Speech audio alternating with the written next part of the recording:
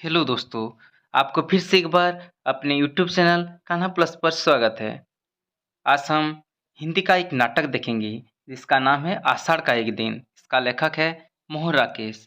चलो मोहन राकेश जी के बारे में जान लेते हैं। मोहन राकेश का जन्म 1925 में अमृतसर में हुआ। इनके पिता करमचंद थे। इन्होंने हिंदी और संस्कृत विषय में एमए किया। पिता वकील थे पर साहित्य प्रेमी भी थे। पिता से ही इनको साहित्य के प्रति प्रेरणा मिला और इन्होंने लिखना आरंभ कर दिया। मोहन राकेश को किससे प्रेरणा मिला? पिता से प्रेरणा मिला। इन्होंने सारिका नामक एक पत्रिका का भी संपादन किया। इस महान व्यक्ति का देहांत 1972 ईस्वी में हुआ। इनके कृतियों में मृच्छकटिक, अंडे के छिलके, आधे अधूरे, आषाढ़ का एक दिन, दूध में दांत आदि नाटक, अंधेरे बंद कमरे, अंतराल आदि उपन्यास, कुटीर, बासी, नए बादल आदि कहानियां प्रमुख है। प्रस्तुत पाठ्यक्रम में इनका आषाढ़ का एक दिन नाटक है। आषाढ़ का एक दिन नाटक 3 अंकों का है।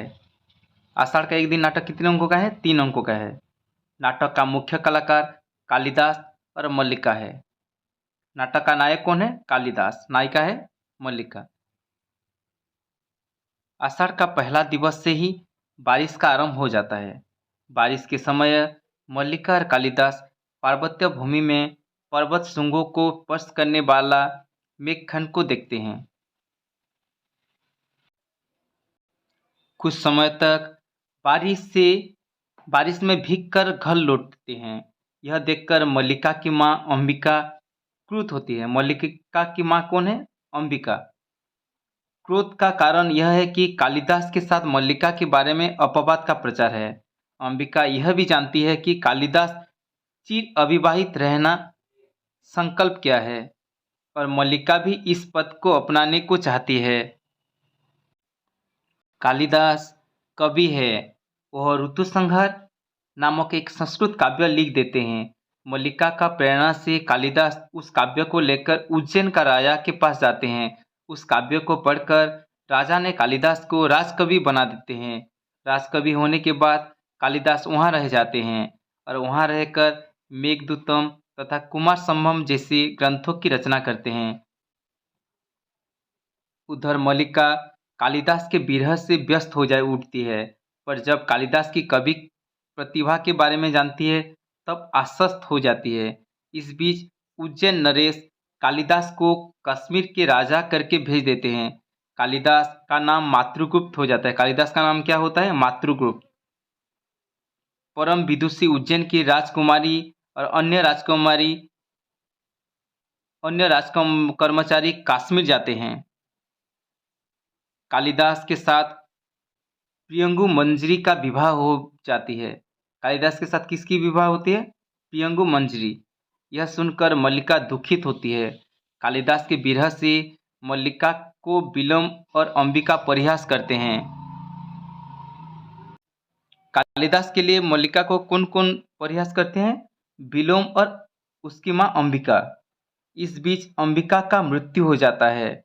विलोम के साथ मल्लिका का संबंध बढ़ जाता है। मल्लिका एक कन्या की माँ बन जाती है। मल्लिका किसकी माँ बन जाती है? एक कन्या की माँ बन जाती है। पुनः आषाढ़ का पहला दिवस आ जाता है।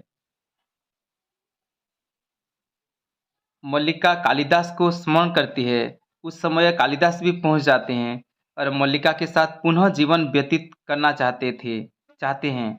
जब कालिदास जानते हैं कि मल्लिका माँ बन चुकी है और विलोम उसका पति है, तब कालिदास का दुख बढ़ जाता है और वहां से हुए चले जाते हैं। मल्लिका उसे देखकर रह जाती है। यहाँ कथानक का समाप्त होता है। चलो आषाढ़ का एक दिन नाटक से जुड़े कुछ प्रश्नों को देखते हैं। इसका पहला प्रश्न है, मोहन राकेश का जन्म कब हुआ था?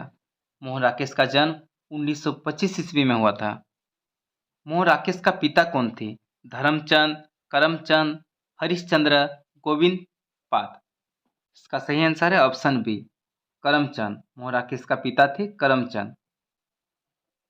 मोहन राकेश का जन्म कहाँ हुआ था? लुधियाना, दिल्ली, अमृतसर, नागपुर। मोहन राकेश का जन्म अमृतसर में हुआ था। मोहन राकेश कौन सी पत्रिका का संपादक था? सारिका, सरस्वती, वसुधा, नवदिगंत।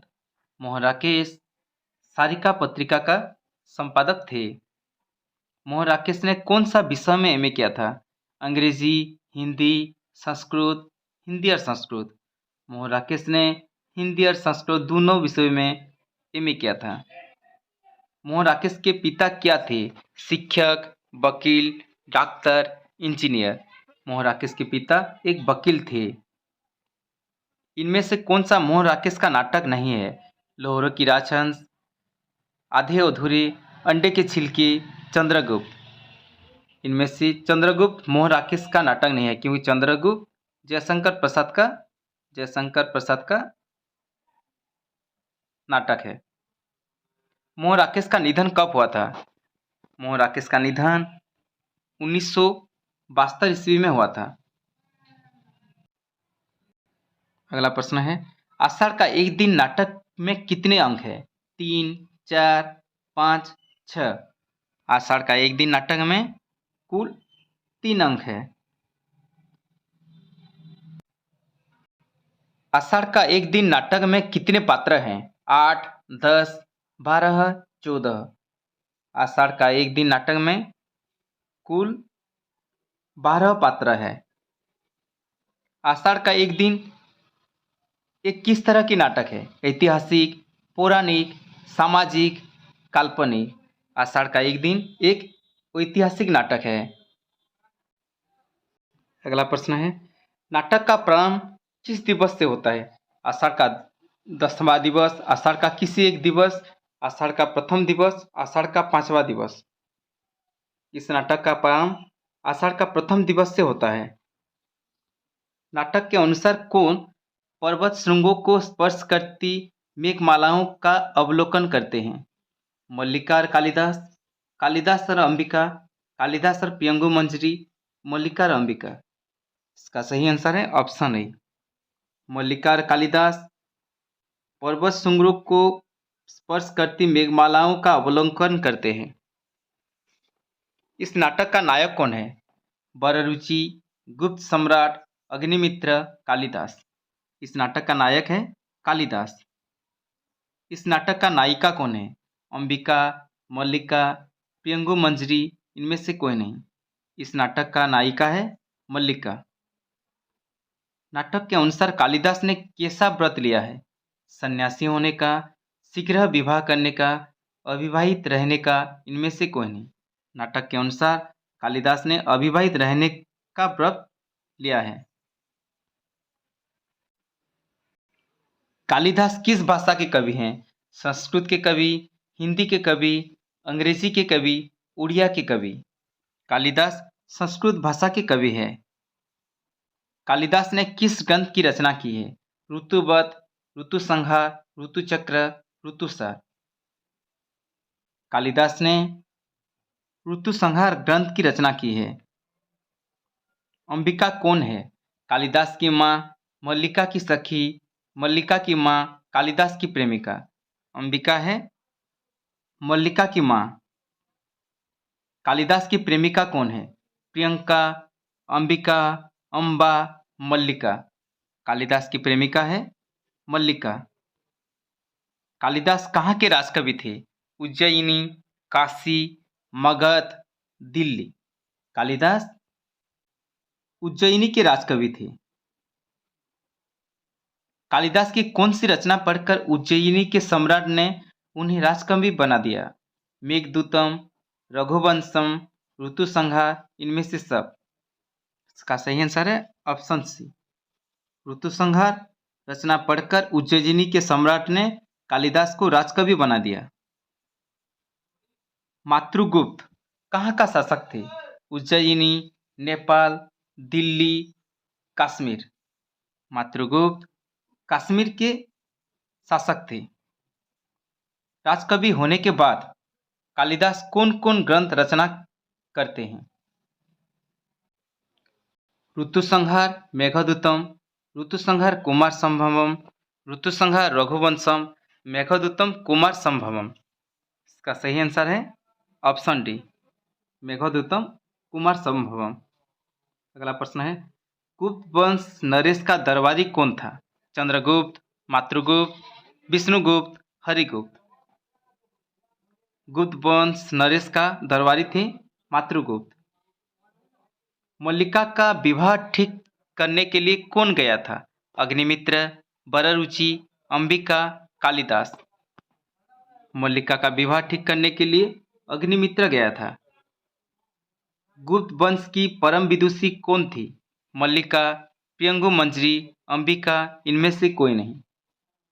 गुप्त वंश की परम विदुषी थे प्रियंगु मंजरी। कालिदास का विवाह किससे होता है? मल्लिका, कोटिका, प्रियंगु मंजरी, अनसुईया। कालिदास का विवाह प्रियंगु मंजरी से होता है। नाटक में रंगिनी और संगिनी कौन है? मल्लिका की दासियां, कालिदास की प्रेमिकाएं, राजा की प्रेमिकाएं, राज्य कर्मचारियां। नाटक में रंगिनी और संगिनी दो राज्य कर्मचारी थे। कालिदास किसके आग्रह पर उज्जयिनी गए थे? मल्लिका, अंबिका, प्रियंगु मंजरी, इनमें से कोई नहीं। कालिदास अपनी प्रेमिका मल्लिका के आग्रह पर उज्जयिनी गए थे। विलोम कौन है? कालिदास का सखा, प्रियंगु मंजरी का प्रेमिक, कालिदास का प्रतिद्वंदी युवक, अंबिका का पिता। विलोम है कालिदास का प्रतिद्वंदी युवक। कालिदास के संन्यास ग्रहण करने की सूचना कौन किसको देता है? अंबिका ने मातुल को, मातुल ने मल्लिका को, मातुल ने अंबिका को, मल्लिका ने अंबिका को। इसका सही आंसर है ऑप्शन सी। मातुल ने अंबिका को सूचना देती है कि कालिदास संन्यास ग्रहण करते हैं। मां अंबिका की मृत्यु के बाद मल्लिका का संबंध किससे हो जाता है? कालिदास, विलोम, अग्निमित्र, वररुचि। मां अंबिका की मृत्यु के बाद मल्लिका का संबंध विलोम से हो जाता है। राज्य कर्मचारियों का एक दल किसके नेतृत्व में कालिदास के गांव गया था? विलोम, मातृगुप्त, दंतुल, वररुचि। इसका सही आंसर है ऑप्शन डी, वररुचि। राज्य कर्मचारियों का एक दल वररुचि के नेतृत्व में कालिदास के गांव गया था। मल्लिका किसको विवाह कर लेती है? विलोम, मातृगुप्त, दंतुल, कालिदास। मल्लिका विलोम को विवाह कर लेती है। किससे कालिदास को लिखने की प्रेरणा मिलती है? मल्लिका से, अंबिका से, प्रियंगु मंजरी से, मातृगुप्त से। कालिदास को मल्लिका से लिखने की प्रेरणा मिलती है। अगला प्रश्न है, कालिदास और मातृगुप्त कौन है? भाई भाई, राजा प्रजा, दो मित्र, एक ही व्यक्ति। कालिदास और मातृगुप्त एक ही व्यक्ति हैं। मातृगुप्त के कलेवर से मुक्त होने के बाद कालिदास कहाँ चला गया? अपने गांव, मल्लिका के पास, पत्नी प्रियंगु मंजरी के पास, उज्जयिनी की राजा के पास। मातृगुप्त के कलेवर से मुक्त होकर कालिदास मल्लिका के पास चला गया। अंतिम अंक में मल्लिका के पास पहुंचकर कालिदास ने क्या चाहता है? उनसे विवाह करने का, उनसे विदाई लेने का, पुनः अथः से जीवन प्रारंभ करने का, इनमें से कोई नहीं। इसका सही आंसर है ऑप्शन सी, पुनः अथः से जीवन प्रारंभ करने का कालिदास ने चाहते हैं। मल्लिका के घर रोने का शब्द सुनकर कालिदास खुशी हो जाता है, कालिदास विस्मित हो जाता है, विलोम विस्मित हो जाता है, इनमें से कोई नहीं। मल्लिका के घर रोने का शब्द सुनकर कालिदास विस्मित हो जाता है। रोने वाली एक लड़की थी, वह किसकी लड़की? मल्लिका की, प्रियंगु मंजरी की, अंबिका की, कालिदास की। वह लड़की थी मल्लिका की। अगला प्रश्न है, आषाढ़ का प्रथम दिवस नाटक का प्रारंभ था, कौन सा दिन अंत हुआ? आषाढ़ का अंतिम दिवस, आषाढ़ का द्वितीय दिवस, आषाढ़ का प्रथम दिवस, श्रावण का प्रथम दिवस। इसका सही आंसर है ऑप्शन सी, आषाढ़ का प्रथम दिवस। आषाढ़ का प्रथम दिवस नाटक का प्रारंभ भी हुआ था और आषाढ़ का प्रथम दिवस नाटक का अंत भी हुआ था।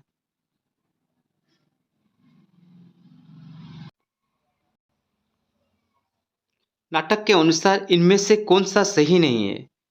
मल्लिका कालिदास की प्रेमिका थी, यह सही है। मल्लिका की माँ अंबिका, यह भी सही है। प्रियंगु मंजरी कालिदास की पत्नी, यह भी सही है। मल्लिका कालिदास की पत्नी, यह सही नहीं है क्योंकि मल्लिका विलोम की पत्नी थी। नाटक के अनुसार इनमें से कौन सा सही नहीं है? मल्लिका अंबिका की दासी, यह सही नहीं है क्योंकि मल्लिका अंबिका की कन्या थी। मल्लिका का स्वामी विलोम, यह सही है। मल्लिका कालिदास और मातृगुप्त एक ही व्यक्ति, यह भी सही है। मातृगुप्त कश्मीर का राजा, यह भी सही है। तो इसका सही आंसर होगा ऑप्शन ए, मल्लिका अंबिका की दासी, यह सही नहीं था नाटक के अनुसार। अंतिम प्रश्न है, नाटक के अनुसार इनमें से कौन सा सही नहीं? कालिदास उज्जयिनी के राज्य कवि थे, यह सही है। प्रियंगु मंजरी नाटक की नायिका, यह सही नहीं है क्योंकि प्रियंगु मंजरी नहीं, मल्लिका नाटक की नायिका थी।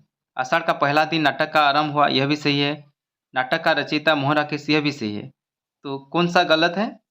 ऑप्शन बी, प्रियंगु मंजरी नाटक की नायिका, यह गलत है।